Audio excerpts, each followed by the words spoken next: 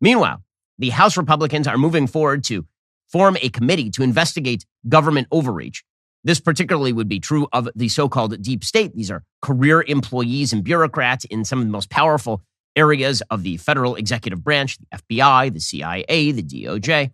And people are fighting mad about it in the press and in the Democratic Party, which is amazing because you'll recall that there have been times in America's past where it's been the Democratic Party that has been very, very upset with the FBI. Go back to the 1960s or go back to the 1930s. You'll recall that the Democratic Party and the media have been very upset with the idea that the federal government should have the power to reach into people's lives and uncover information. And in fact, they've been very much in favor of oversight. The media particularly like oversight committees into things like the DOJ and the FBI because it is that way that the media gain all sorts of information. However, when the shoe is on the other foot and when it seems as though a lot of Democrat staffers are now occupying places of power in these particular agencies, now any sort of oversight is bad. According to the Washington Post, the House on Tuesday approved a GOP resolution to create a select subcommittee Republicans say will launch a far-reaching investigation of the agencies and people that investigated Donald Trump and that Democrats describe as an unprecedented breach of protocol on criminal probes and national security matters. Ah, yes. Now the Democratic Party is very, very upset with the possibility of implying bad things about the FBI, the CIA, our DOJ, when they spent literally decades doing just that. You'll recall they spent nearly all of the 2000s claiming that it was our nation's intelligence agencies that lied us into war because they just wanted oil or some such nonsense.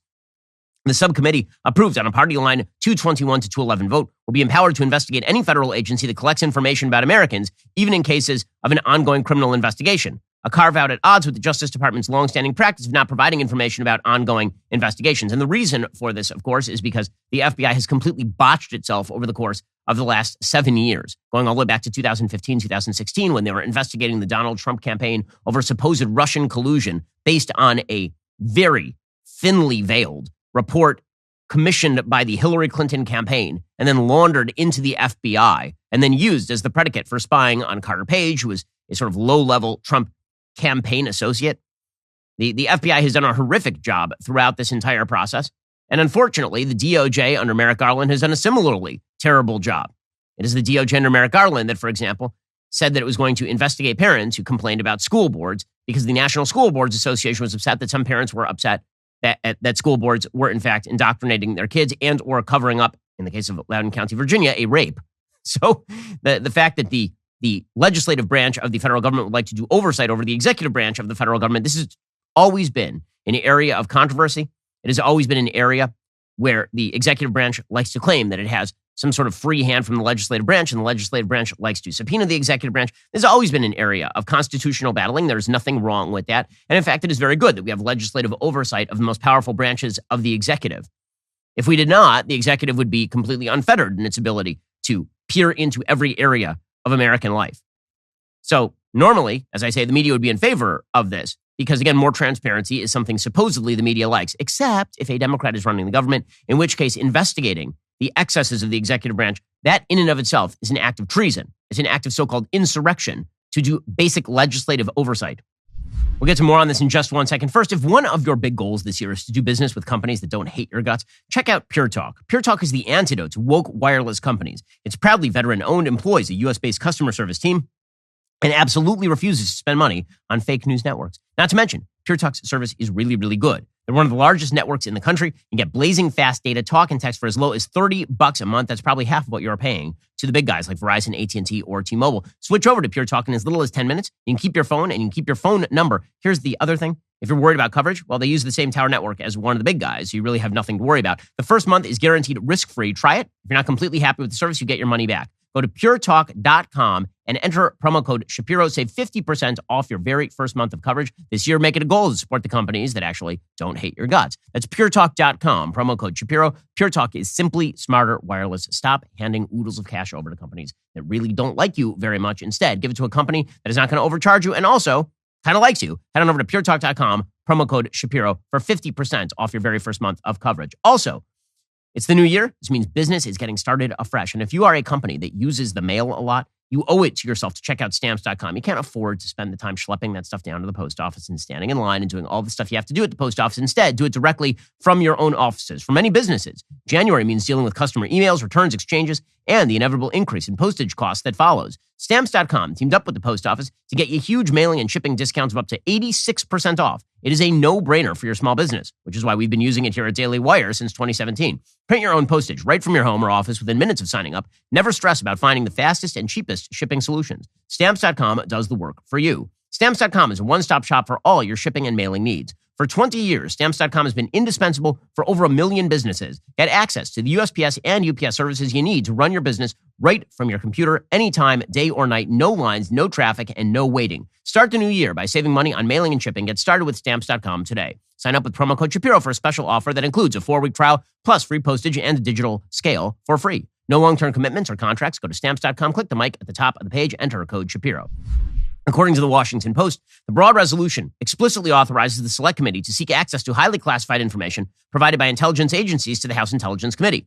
Members of that panel are often briefed on extremely sensitive information with contents that, if widely shared, could damage national security and endanger the lives of American intelligence officers and their assets. And again, one of the reasons that the resolution authorizes the Select Committee to seek that access is because we had years of Adam Schiff lying, who was a member of the House Intelligence Committee, lying that he had seen evidence of Russian collusion by Donald Trump, going into the press and saying that sooner or later the other shoe was going to drop. It never dropped, but that did not stop him from leaking like a sieve. By the way, the intelligence agencies have leaked like a sieve. Every time there is a raid on Donald Trump's mar-a-lago, for example, we get details leaked to the press in very conveniently placed fashion.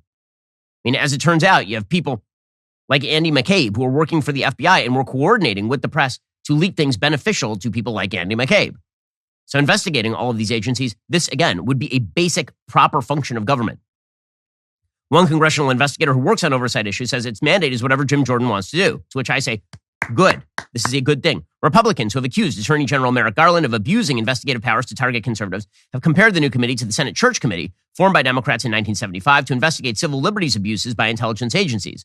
Democrats have countered that the committee has been born out of a grudge match over the FBI's investigation of one person, Donald Trump. Now, let's just say that that's actually true for a second. Let's say that the reason Republicans are really, really exercised is because of the FBI's investigation of Donald Trump. Here's my question. So it turns out that the FBI was, in fact, violating ethics, violating regulations in the way that it pursued Trump. They were doing so on the basis of very slim and unsubstantiated intelligence. They were leaking to the press. They were doing all of this while implying, if not openly stating, that Donald Trump was, in fact, a Russian plant. Eli Lake has done excellent work reporting about all of this for years on end. So-called Russiagate was a complete ginned-up bag of nonsense, and the intel community continued to push it.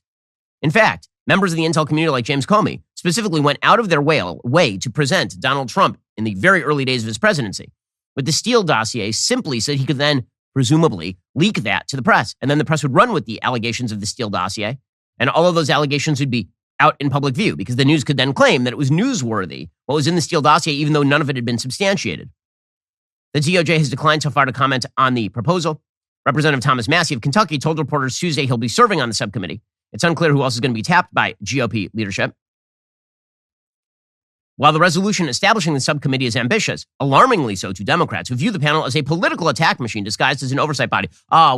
Democrats, they've never used government as a political attack machine except for every single time they put their hands on government.